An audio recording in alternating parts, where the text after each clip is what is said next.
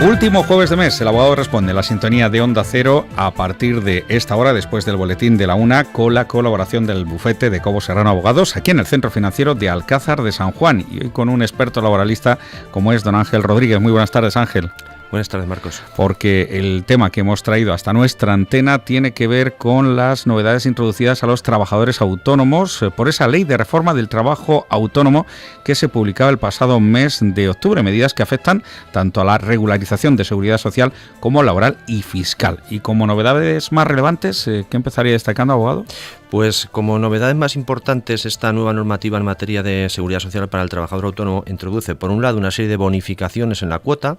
No significa que el trabajador autónomo vaya a tener que pagar menos importe mensualmente, sino que más destinada a trabajadores que vayan a empezar su actividad laboral, que establece una serie de bonificaciones. Y también, por otro lado, se establece una posibilidad en cuanto a los recargos para aquellos supuestos en los que no se pueda abonar la seguridad social en plazo por problemas de liquidez, pues se establecen unos nuevos porcentajes en cuanto a los recargos a abonar. Respecto a las primeras, a las bonificaciones, pues se amplía a un año la tarifa plana de 50 euros para los nuevos autónomos,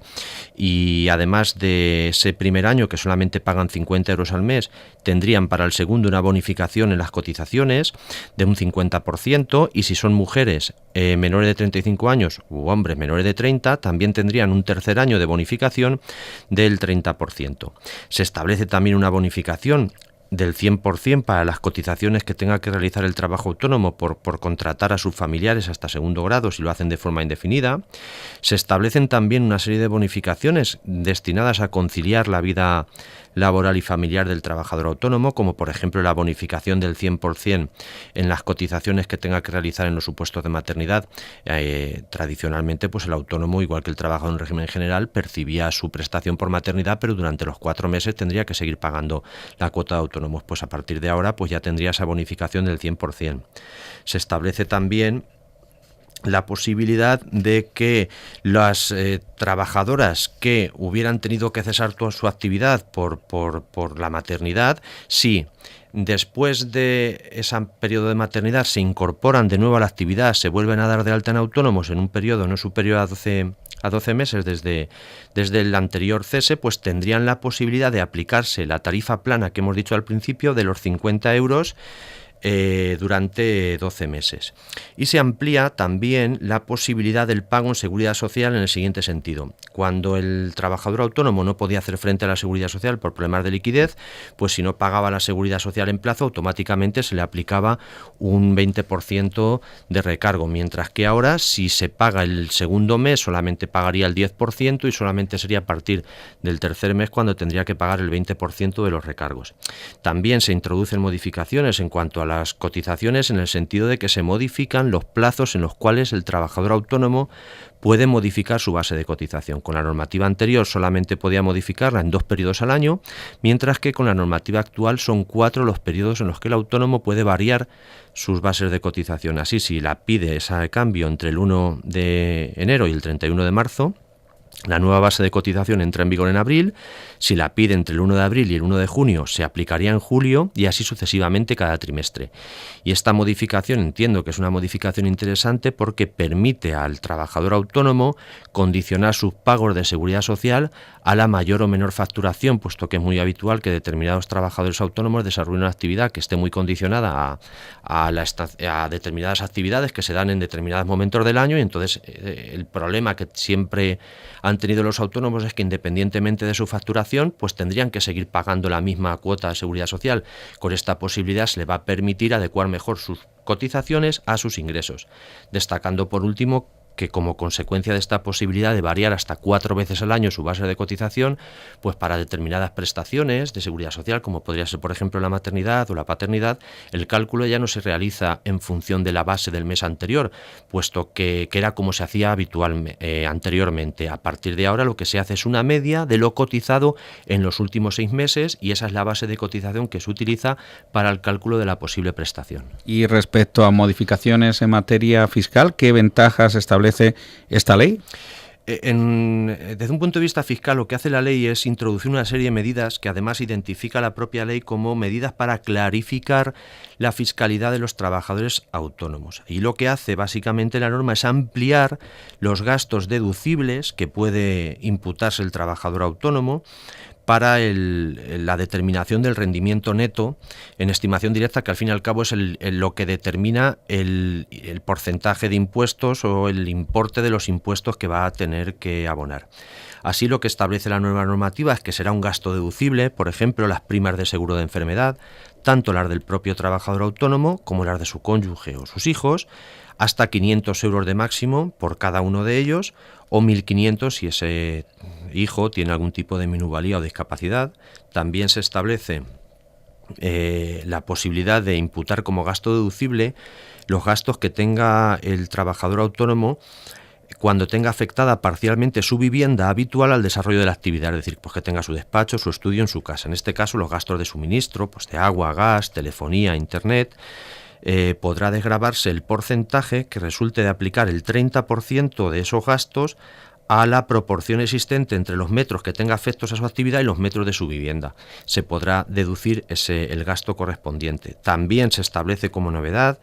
para que no haya posibles interpretaciones de si ese gasto es deducible o no, pues que el autónomo se podrá deducir los gastos, las dietas, los gastos de manutención que tenga o que incurra como consecuencia de su actividad, siempre que se den dos condiciones: que esos gastos se produzcan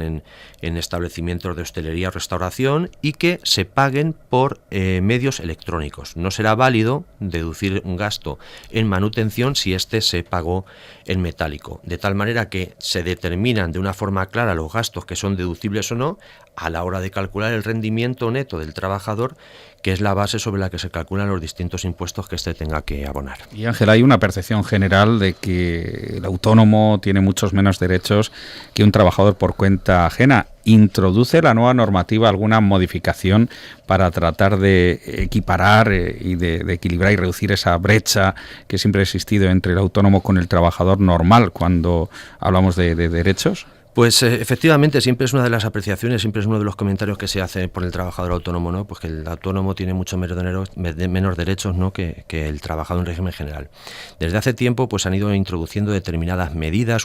tendentes un poco a paliar esta diferencia. Por ejemplo, hace años se introdujo lo que se llama la prestación por cese de actividad, es decir, una especie de desempleo para el trabajador autónomo que se veía obligado a abandonar su negocio porque le iba mal. Entonces en ese caso se podría recibir una pequeña prestación un poco equiparable al desempleo, y así se han ido dando determinados avances, determinados pasos, y esta reforma introduce uno que desde mi punto de vista es bastante importante, en el sentido de que modifica la Ley General de Seguridad Social para reconocer algo al autónomo que antes no era posible, y como es que éste tuviera un accidente de trabajo, se considerará que es accidente laboral el accidente de tráfico que sufría el trabajador, bien como consecuencia, el autónomo, bien como consecuencia de desplazamientos directamente relacionados con su actividad, o bien el accidente in itinere, es decir, aquel que se produce cuando el trabajador va desde su domicilio al trabajo o viceversa.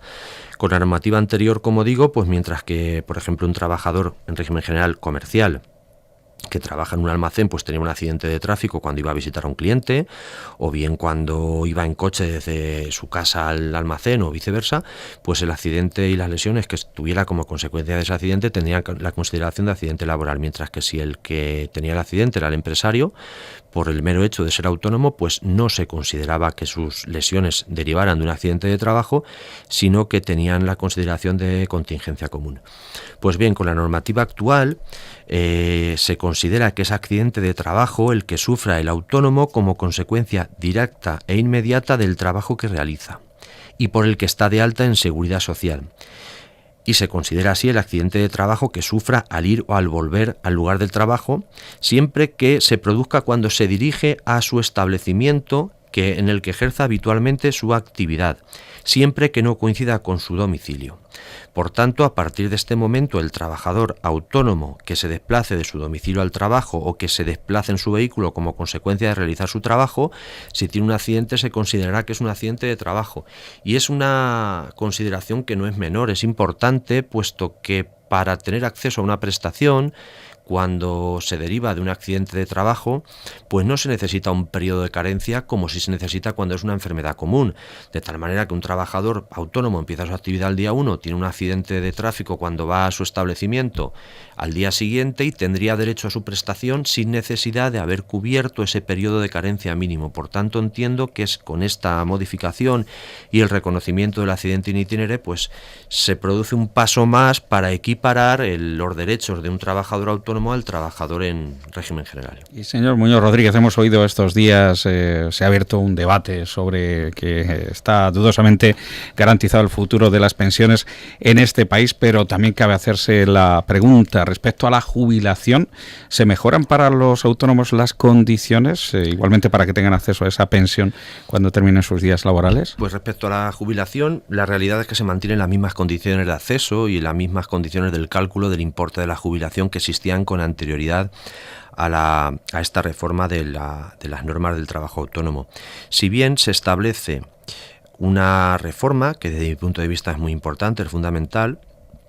una posibilidad que es totalmente novedosa, como es que desde el mes de octubre del 2017, momento en el que entra en vigor esta ley,